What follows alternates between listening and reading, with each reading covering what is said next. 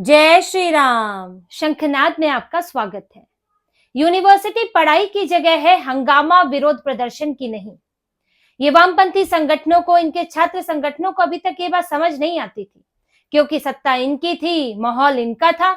लेकिन आज जब सत्ता बदली है, यूनिवर्सिटी बदल रही है, माहौल बदल रहा है, नियम बदले हैं, तो फिर इनको दिन में तारे नजर आने लगे हैं और ये पता चलने लगा है कि अब यूनिवर्सिटी में अगर आप हिंसा, हंगामा, विरोध प्रदर्शन करेंगे तो फिर आपकी क्या हालत हो सकती है।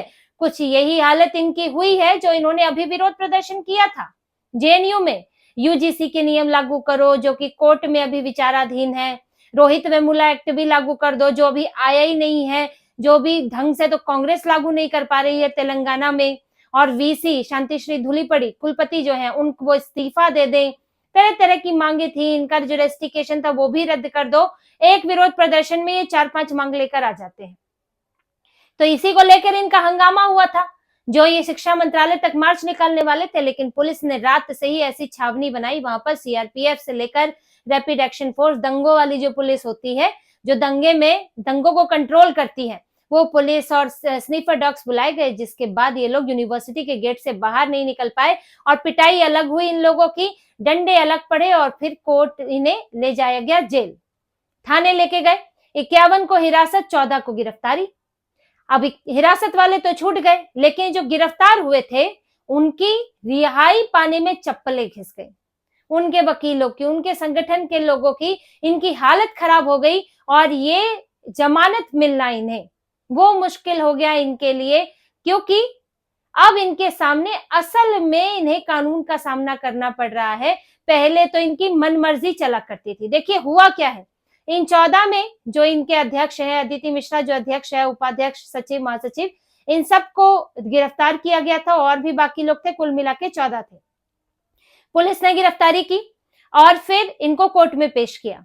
अब कोर्ट में तो ये तुरंत छात्र बन गए। जैसा कि मैं आपको कह चुकी हूं कि ये इच्छाधारी होते हैं, ये जब चाहे तो ये कॉमरेड योद्धा बन जाते हैं, कभी ये महिला बन के अबला बन जाती है वामपंथ ने, या फिर कभी ये तुरंत जो है छात्र बन जाते हैं, जिनका भविष्य जो है अधर में लटका हुआ है। अगर जेल में डाल दिया तो भविष्य का क्या होगा। भले ही ये छात्र अपना भविष्य ताक पे रखकर क्लास ना लेकर पिछले 15 दिनों से यूनिवर्सिटी में विरोध प्रदर्शन कर रहे हैं, क्लास में नहीं जा रहे हैं, लेकिन या इनको जेल में रखेंगे तो भविष्य खराब हो जाएगा। अब कोर्ट ने इन्हें जमानत दे दी कि अब ठीक है, भविष्य का सवाल है बच्चों के।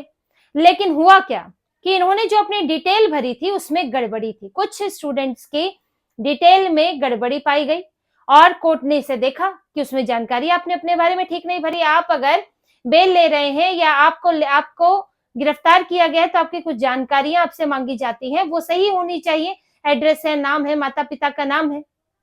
अब इनका तो कहना है कि वो गलती से भी हो जाता है, कई बार अब गलती से हो जाता है, या बताना नहीं चाहते हैं, झूठी जानकारी देना चाहते हैं, फंसना नहीं चाहते हैं, कुछ भी हो सकता है। कई किसी किसी के तो माता पिता को ही नहीं पता होता कि उनका बच्चा यहाँ क्या हुड़दंग कर रहा है। वो आए हुए हैं दूर दराज से, दूसरे राज्यों से आए हैं, वो सोच रहे हैं पढ़ रहा है, वो यहाँ लाल सलाम लेकर जो है जेल में बैठा हुआ है। अब जब कोर्ट ने देखा, जो वहां ड्यूटी मजिस्ट्रेट थे उन्होंने देखा कि ये तो इसमें गड़बड़ियां है, उन्होंने कहा कि ये गड़बड़ी है, सबका सत्यापन करो परमानेंट एड्रेस का, वरना तो यहाँ बता के कुछ जा रहे हैं और ये असल में रहते कहीं है, माँ बाप कोई और है, बता कुछ और रहे हैं।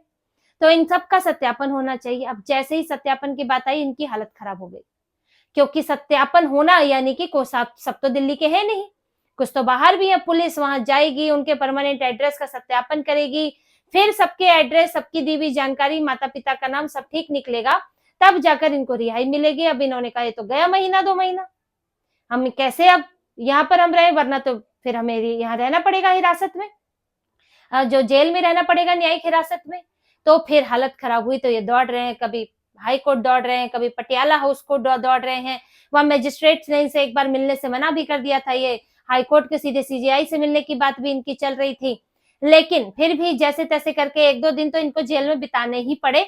पर फिर ये पहुंचे पटियाला हाउस कोर्ट में, यह मजिस्ट्रेट ने इनकी बात सुनी और फिर इनको कोर्ट ने यही कहा कि आर्टिकल 21 है, जिसके तहत जो अगर प्रशासनिक जो काम है उनके चलते ये रिहाई जमानत नहीं रुकनी चाहिए। उनका ये कहना था कि अगर आपको ये सत्यापन करना है और जिन्होंने जो जानकारी दी है वो सही है या नहीं, तो ये जो प्रशासकीय काम है इनके लिए, क्योंकि जमानत मिल चुकी है, रिहाई का उनका अधिकार है, तो उन्हें रिहाई मिलनी चाहिए, जमानत मिलनी चाहिए। अब ये तिहाड़ से बाहर आकर जो है नाच रहे हैं, अपना खुश हो रहे हैं, रंग गुलाल उड़ा रहे हैं। ये खुशी इनकी दिखा रही है कि जेल के अंदर क्या हालत थी, खौफ था कि यहीं रह गए 14-15 दिन, तो कभी तो गुजारे नहीं है जेल में। यहाँ तो अभी तक सोचते थे प्रोटेस्ट होता था, पुलिस पकड़ती थी, सुबह शाम को छोड़ देती थी और फिर अगले दिन प्रोटेस्ट कर लेते थे। लेकिन इस बार इनको असली मजा चख लिया इन्होंने कानून का, क्योंकि हो गई इनकी गिरफ्तारी। और गिरफ्तारी के बाद जमानत जो है वो हर बार इतनी आसान होती नहीं है, और इनको भी ऐसा नहीं जमानत मिल गई, इनको भी अब ये चक्कर लगाने पड़े हैं जो 2-3 दिन तो जेल में इन्हें बिताने ही पड़े। और यहाँ तड़प रहे थे बाहर वामपंथी की, इतना बड़ा हम वकीलों का समूह लेकर चलते हैं, हमारा इतना बड़ा रैकेट है, सिस्टम तो हमारा है, लेकिन फिर भी हमको जो है तुरंत जमानत नहीं मिल पा रही है। तो तुरंत की आदत लगी हुई थी। तो अब पूरा सिस्टम तो बदल चुका है, सिस्टम यूनिवर्सिटी से लेकर पुलिस कोर्ट सब तक जो है अब इनकी मनमानियां चलती नहीं है। पहले क्या हुआ करता था, यूनिवर्सिटी में तो इन लोगों ने गंद मचाया था, जिसे गंद ही कह सकते हैं। यहाँ विरोध प्रदर्शन, हंगामा, सरकार के खिलाफ, कश्मीर को लेकर, भारत के खिलाफ, जहां भारत विरोधी बातें यहाँ जितना जेएनयू में होती थी उतना कश्मीर में नहीं होती थी। और यहाँ अगर पुलिस कभी आए अरेस्ट करने या पुलिस आए विरोध प्रदर्शन रोकने, तो वीसी की परमिशन के बिना, कुलपति की परमिशन के बिना पुलिस आ नहीं सकती। और पहले तो कुलपति भी इनके विचारधारा वाले होते थे, तो पुलिस को आने की इजाजत ही नहीं। अब पुलिस अंदर ही ना घुसे तो इनको गिरफ्तार कैसे करे। लेकिन अब ऐसा है नहीं, अब तो कुलपति बदल गए हैं, तो फिर पुलिस को इजाजत मिलती है कि आप यूनिवर्सिटी कैंपस के अंदर आए और इन हुड़दंगियों को पकड़ के ले जाए। और जब ये पकड़ भी लिए जाते थे कभी किसी तरह, तो फिर छूट जाया करते थे, क्योंकि केंद्र में कांग्रेस की सरकार होती थी, वामपंथियों से साठगांठ होती थी, दिल्ली पुलिस जो है वो केंद्र के पास है, तो क्या इन्हें गिरफ्तार करेगी पुलिस, कुछ देर रख के इन्हें छोड़ना पड़ता था। अब तो गिरफ्तारी हो रही है, गिरफ्तारी तो इन्होंने देखी नहीं थी। वो जब तक कन्हैया कुमार की बात अलग है, वो तो देश विरोधी नारों की बात हो गई थी, लेकिन ये सब में तो इन्होंने कभी गिरफ्तारी नहीं देखी थी। लेकिन आज इन्हें इस प्रोटेस्ट में गिरफ्तारी का सामना करना पड़ा और फिर उसमें जेल में भी दिन बिताने पड़े।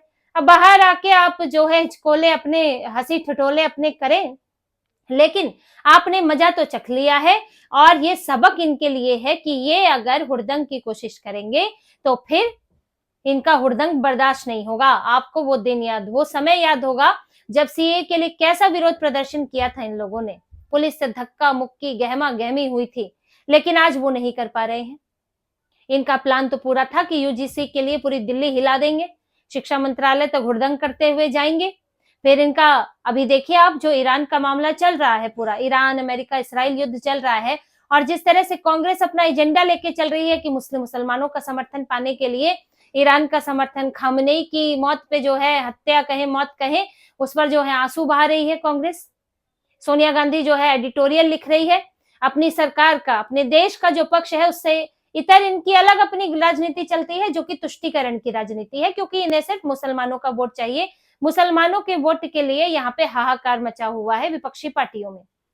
अब आप इसको समझिए कि जब अगर जेएनयू में ये हालात ना होते तो आज क्या जेएनयू में ईरान के लिए प्रदर्शन नहीं हो रहे होते, क्योंकि लेफ्ट पार्टियां भी कर रही हैं। सीपीआई, सीपीआईएम, इनके जो भी जितने और भी छोटे मोटे जो दल हैं कम्युनिस्ट पार्टियों वाले, इन्हीं से निकले हुए दल हैं, वो सबके सब विरोध प्रदर्शन कर रहे हैं। तो क्या जेएनयू के इनके जो अभी चूजे हैं वो नहीं करते विरोध प्रदर्शन? वो भी करते हैं और जेएनयू में फिर हंगामा करते, ईरान के लिए वहां प्रोटेस्ट निकलता, खामनेई की तस्वीरें लेकर घूमते। वैसे तो ये पूरा इनका जो कैंपेन चलता है बीजेपी के खिलाफ, तानाशाही के खिलाफ, कि तानाशाही ना हो जाए, लेकिन वही एक तानाशाह के लिए लोग समर्थन कर रहे हैं, उसी के पीछे हंगामा कर रहे हैं। तो इनका दोहरा रवैया देखिए, जहां इनको जो सहूलियत होती है वो रूप धारण कर लेते हैं, वही विचार धारण कर लेते हैं, और ये इन्होंने अपनी खासियत बना ली है। कभी इन्हें तानाशाह पसंद आ जाता है, कभी इन्हें पाकिस्तान जैसा देश पसंद आ जाता है जहां पूरी तरह से कट्टरता है, कभी इन्हें बुर्का पसंद आ जाता है, कभी बिना बुर्के के रहना चाहते हैं। ये वामपंथी और जो इस्लामिस्ट है, ये इनकी खासियत है, ये अपनी सुविधा अनुसार नियम कानून सब कुछ बदल लेते हैं। तो ये इस बार भी ऐसा ही होता, लेकिन इस वक्त इनकी हालत ये खराब है कि ये करे तो क्या करें। अब आप रेस्टिकेशन का विरोध करें, अब आप यूजीसी का विरोध करें, अब आप किसका विरोध करें, यहाँ ईरान का विरोध करें। और एक विरोध प्रदर्शन करके तो देख लिया, जेल में बड़ी मुश्किल से जमानत मिली है, अभी दोबारा गिरफ्तार हो जाएंगे केस पर केस बनेंगे तो जमानत भी मिलनी मुश्किल हो जाएगी। तो इसलिए अभी ठंडे पड़े हुए हैं और कोई विरोध प्रदर्शन नहीं कर रहे हैं। जो गिरफ्तारी से पहले जो पिटाई कुटाई हुई है उससे जो है उबर रहे हैं, पहले तो चोटें अपनी उबार रहे हैं और फिर उसके बाद जो है ये लोग आगे का सोचेंगे कि क्या करना है, कि अब यूनिवर्सिटी में ही वो थोड़ा बहुत ढपली बजा के, थोड़ा बहुत मनुवादी ब्राह्मणवादी वाले नारे लगाकर उतने ही करके बैठना है कि आगे क्या करना है, क्योंकि उसके आगे के विरोध प्रदर्शन तो इनको पुलिस करने देने वाली नहीं है। उससे ज्यादा करेंगे तो और ज्यादा फंस जाएंगे। तो अभी वामपंथियों के लिए एक ही सबक है कि ठंडे रहो, पढ़ाई करने आए हो पढ़ाई करो, नहीं पढ़ाई करनी है तो सीट छोड़ो, दूसरे बच्चे आएंगे। और यहाँ अगर इससे ज्यादा करोगे तो फिर ना यूनिवर्सिटी के रहोगे ना राजनीति के रहोगे। तो इसी तरह की और खबरें और विश्लेषण आपके लिए लाते रहेंगे। हमसे जुड़े रहिए, सब्सक्राइब कीजिए, कमेंट कीजिए। बहुत बहुत धन्यवाद। जय श्री राम।